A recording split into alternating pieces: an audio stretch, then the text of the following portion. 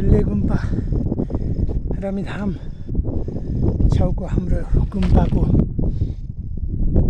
साफ सफाइको लागि म अहिले यहाँनिर डोकोमा भरिएको प्लास्टिकहरूलाई लिनुको लागि आएको छु। यहाँनिर कार्टुन डस्टबिन लिएर आएको छु, तपाईँहरूले देख्न सक्नुहुन्छ।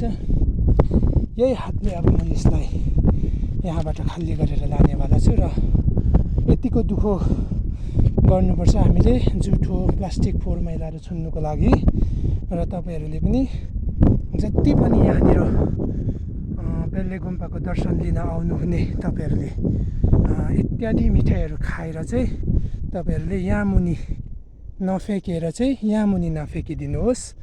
तपाईँहरूले यहाँनिर छेउमा डस्टबिन खाली गरिदिएको हुन्छ, तपाईँहरूले कृपया गरी यो डोको यो डस्टबिनको प्रयोग गरिदिनुहोस्। तपाईँहरूले यहाँ मुनि बियरको बोतल प्लास्टिकहरू फ्याँकिदिनु भयो भने चाहिँ त्यो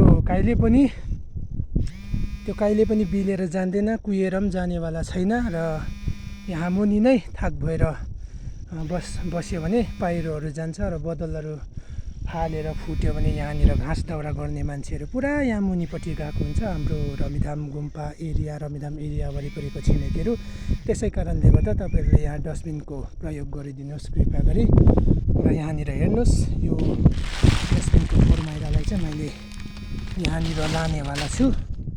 तपाईँहरूले देख्न सक्नुहुनेछ बेल्ले गुम्पाको डस्टबिनको दृश्य। तपाईँहरूले सक्नुभयो भने बरु यहाँनिर डस्टबिनहरू ल्याएर झुन्डाइदिनुहोस्, तपाईँहरूलाई पनि यसो गुम्पाको आशीर्वाद मिल्नेछ। तर तपाईँहरूले जताततै खाएर नफ्याँकिदिनुहोस्, कृपया गरी सक्दो डस्टबिनको प्रयोग गरिदिनुहोस् र गुम्पाको आशीर्वाद पनि दिनुहोस्।